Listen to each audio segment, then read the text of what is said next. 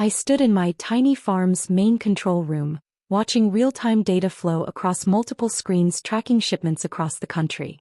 My brother Marcus would be shocked to know that his favorite joke, my modest 50-acre organic farm, was actually the headquarters of Green Valley Distribution, one of the largest organic food supply networks in North America. Ms. Harrison, my assistant David appeared at the door. Your brother's company just sent another urgent email. Sterling Supermarkets is requesting an emergency meeting with our CEO. I smiled, thinking about Marcus's last visit to the farm 3 months ago. Still playing in the dirt? He'd laughed, watching me inspect our hydroponic systems. While I'm building a supermarket empire, you're growing tomatoes. Little did he know that those tomatoes were part of a revolutionary vertical farming system that supplied organic produce to major retailers across the country, including his rapidly failing supermarket chain. Put the meeting request in the standard queue, I told David. Let's see how desperate my brother becomes. The massive screens showed our distribution network spanning across 48 states. Temperature-controlled trucks, automated warehouses, and state-of-the-art farming facilities all connected through our proprietary logistics system. While Marcus bragged about his 20 supermarket locations, I'd built something he couldn't even comprehend. My phone buzzed. Mom's weekly guilt trip right on schedule. Honey, Marcus's new store opening is next weekend. Please come. He's doing so well, and maybe you could learn something about real business. Real business. I glanced at the quarterly reports on my desk. Green Valley's revenue had just crossed $900 million, while Sterling Supermarkets was hemorrhaging money trying to compete with larger chains. Marcus had no idea that his sister's hobby farm was keeping his company afloat through discrete produce contracts. Ms. Harrison, David returned, looking concerned. Sterling's stock dropped another 15% this morning. Their board is meeting in emergency session. I pulled up the real-time analytics. Marcus's chain was facing a crisis. Their main supplier had just canceled their contract, leaving them without a reliable source for organic produce, the one department that was actually making money in their stores. Their only hope, David continued, would be securing an exclusive contract with a major organic distributor. Like Green Valley, I finished, remembering all the family dinners where Marcus mocked my choice to take over our grandfather's farm instead of joining his real business venture. 10 years ago, when Grandpa left me the farm and Marcus got the seed money for his first supermarket, everyone thought he'd received the better inheritance. Poor Sarah, they'd whispered at the will reading, stuck with that old-fashioned farm while Marcus gets to build something modern. They hadn't understood Grandpa's vision, or mine. While Marcus rushed to expand his supermarket chain, taking on massive debt to build flashy new stores, I'd quietly revolutionized the farm. Vertical farming towers, automated harvesting systems, and an AI-driven distribution network that could track produce from seed to store shelf. My phone buzzed again. Marcus this time. Hey sis, need to talk business. Something big. Call me. I set the phone down without responding, turning instead to our latest expansion plans. Green Valley was about to announce a major acquisition, a network of urban farming centers that would reshape the organic food industry. Your parents just arrived at the main gate, David announced. Your mother's message says it's urgent. Of course it was. Everything was urgent when it came to helping Marcus succeed. I'd lost count of the family events interrupted by his latest business crisis, the holidays overshadowed by his newest venture. Send them to the residential office, I instructed. The small farmhouse office where I pretended to run my simple farming operation. The real command center, with its wall of screens and advanced technology, remained my secret. Walking across the property, I passed our experimental greenhouses where we were developing new hydroponic systems. Marcus had laughed at these too, playing with fancy gardens while I'm building a real company. I found my parents in the modest office, surrounded by intentionally outdated farming equipment and simple furniture. Mom looked worried, Dad frustrated. Sarah, honey, Mom started, Marcus is in trouble. His supplier, there's a problem with his organic produce contract. I heard, I said quietly, sitting behind the old desk. Suppliers can be unreliable. He needs help, Dad cut in. Your farm. Maybe you could supply some of his stores? Just until he finds a bigger distributor. I thought about the irony. They were asking the CEO of the country's largest organic distribution network to be a small-time supplier for Marcus's failing chain. "My little farm?" I asked innocently. "How could I possibly supply 20 supermarkets?" "We know it's a lot to ask," Mom pleaded, "but family helps family. Remember how Marcus offered you that manager position when you first started farming?" I remembered. He'd offered me a job stocking shelves, actually, suggesting I needed to learn real business from the ground up. The same week I'd signed my first $1 million distribution contract under Green Valley's name. "I'll think about it," I said, knowing how much my non-commitment would frustrate them. Though I'm not sure my humble operation could meet Marcus's standards. Dad stood up, running his hands through his gray hair. "This isn't a joke, Sarah. Your brother's company is in real trouble. He needs a miracle." "A miracle? Or just a sister who'd spent 10 years building exactly what his company desperately needed?" But that revelation would have to wait. Timing was everything in business, as Marcus was about to learn. My phone buzzed yet again. Another urgent message from Sterling Supermarket's board. They wanted to meet with Green Valley's CEO immediately. Little did they know she was sitting in a farmhouse office, listening to her parents plead for help from their failing daughter. Sometimes success is sweetest when it's served with a side of irony. The next morning I sat in Green Valley's real executive office, watching Sterling Supermarket's stock continue its downward spiral. Marcus had called 6 times already, each voicemail more desperate than the last. "Ms. Harrison," David appeared with a tablet. "Sterling's board just announced an emergency shareholders meeting. And..." He hesitated. "Your brother is apparently telling people he has a secret deal with Green Valley Distribution." I raised an eyebrow. "Really? And when did we agree to this deal?" "According to market rumors, he's claiming his inside connection to Green Valley CEO will save the company." David looked uncomfortable. "He's using his sister's farm as proof of his agricultural connections." The irony was almost too perfect. Marcus was trying to use my embarrassing little farm to prop up his failing empire, not realizing he was actually closer to the truth than he knew. My phone lit up with another text from Mom. "Marcus says you won't return his calls. He's trying to save hundreds of jobs, Sarah. Don't be selfish." Selfish. Like when Marcus had tried to buy Grandpa's farm from me at half its value, claiming he needed the land for a new supermarket.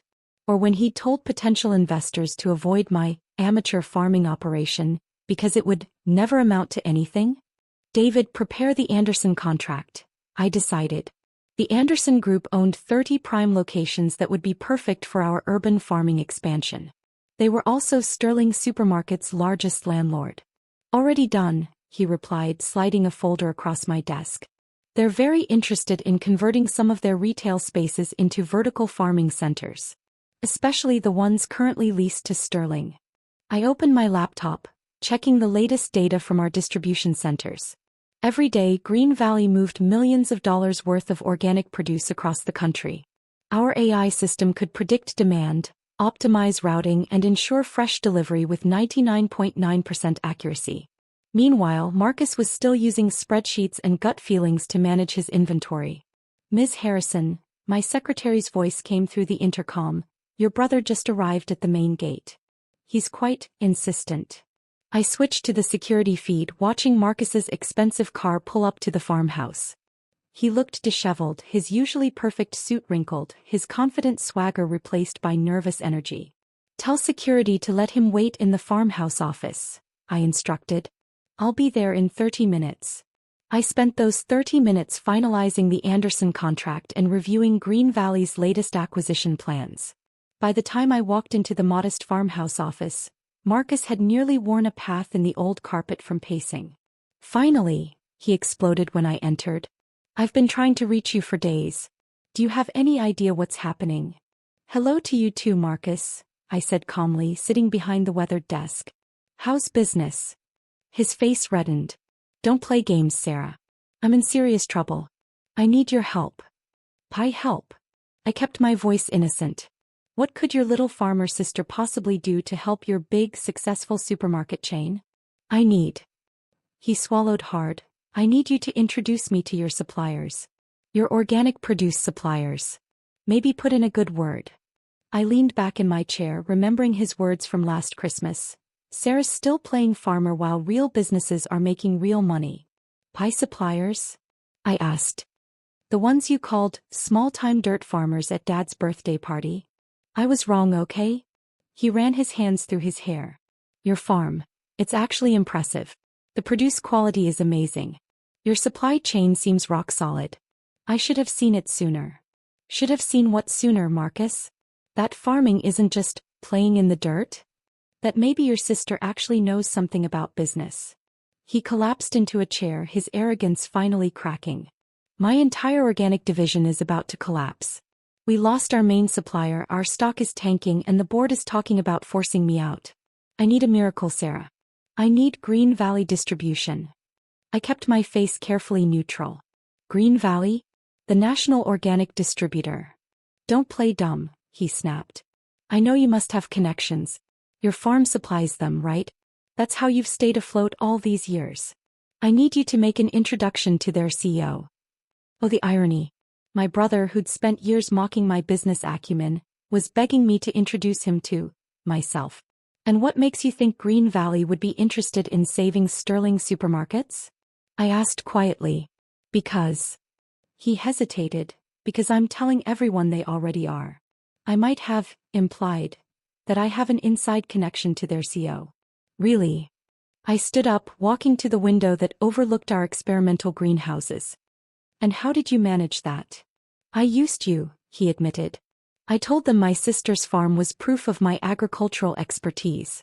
That I had deep connections in the organic farming community. I turned back to face him, wondering if he'd finally connect the dots. Your sister's tiny farm? The one you've mocked for years? That's your big connection to Green Valley distribution. I know, he groaned. But Sarah, please. I'm desperate. If I don't secure a major organic supplier by next week's board meeting, I'm finished. Just help me get a meeting with H. Harrison. H. Harrison, my carefully guarded corporate identity. The mysterious CEO who'd built Green Valley into an industry giant while maintaining almost complete anonymity. Interesting, I murmured. And what would you say to E. H. Harrison if you got that meeting? Marcus leaned forward, suddenly animated. I'd tell them about my vision for Sterling supermarkets. How we could be the perfect partner for their distribution network. He paused, noticing my expression.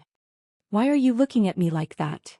I walked to the old filing cabinet, pulled out a folder and placed it on the desk between us. Open it.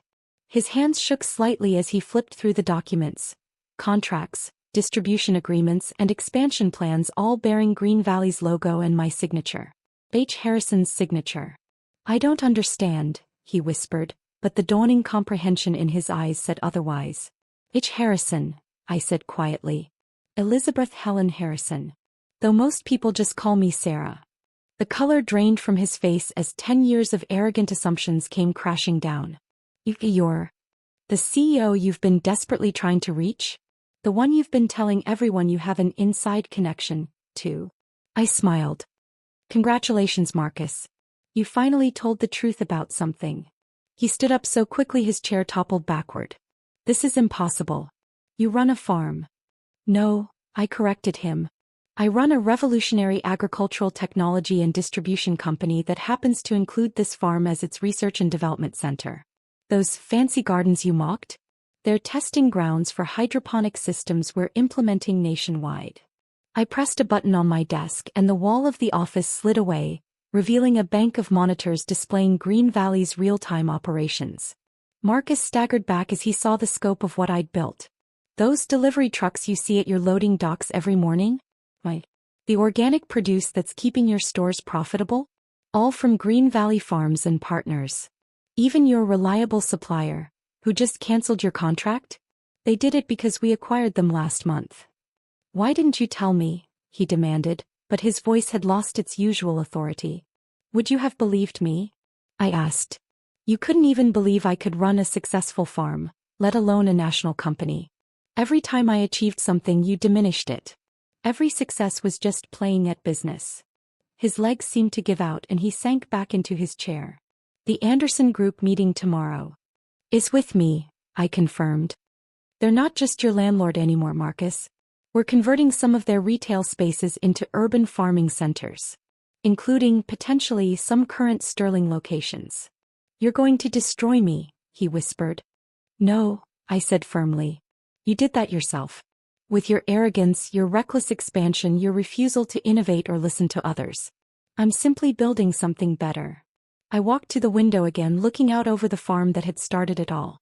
Grandpa knew what he was doing when he left me the farm and you the seed money. He knew I'd see the potential for revolution in agriculture, while you'd chase quick profits and flashy headlines. "The board meeting next week," he started. "Will proceed as planned," I cut him off. "Anne Green Valley CEO will be there, not to save Sterling supermarkets, but to propose a very specific restructuring." I handed him another folder. Inside was a detailed proposal.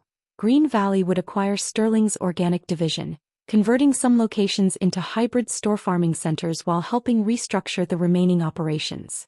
"You'll remain as manager of retail operations," I explained. "A position where your skills can actually benefit the company instead of endangering it. But Sterling supermarkets will become part of Green Valley distribution." "You're making me work for my little sister," he said, his voice hollow. "No," I corrected him. "I'm offering you a chance to be part of something revolutionary instead of watching your company collapse. The choice is yours." I pressed another button and the wall of screens disappeared behind the sliding panel. "The board meets at 10 a.m. next Thursday. H. Harrison will be there to present this proposal. The only question is, will Marcus Sterling be there to accept it professionally, or will he still be too proud to admit his sister built something bigger than he could imagine?" He stood slowly, clutching the proposal folder like a lifeline. "All these years, at every family dinner, every holiday, I let you believe what you wanted to believe," I finished. "Sometimes success is quieter than people expect. Sometimes the biggest achievements don't need constant attention and validation." As he walked to the door, he turned back one last time. "Mom and Dad, do they know?" "They will," I assured him. "At Sunday dinner. I think it's time for the whole family to understand that success doesn't always look like they expect it to." After he left, I walked through my tiny farm, past the advanced greenhouses and research facilities, thinking about how perceptions shape reality. Marcus had been so convinced of his own success that he'd never bothered to look closely at mine. David met me at the main control center. The Anderson Group confirmed tomorrow's meeting. And Sterling's board just called again. "Tell them H. Harrison will see them next Thursday," I instructed. "And David, make sure the presentation includes historical photos of this farm. I want everyone to see exactly where Green Valley started."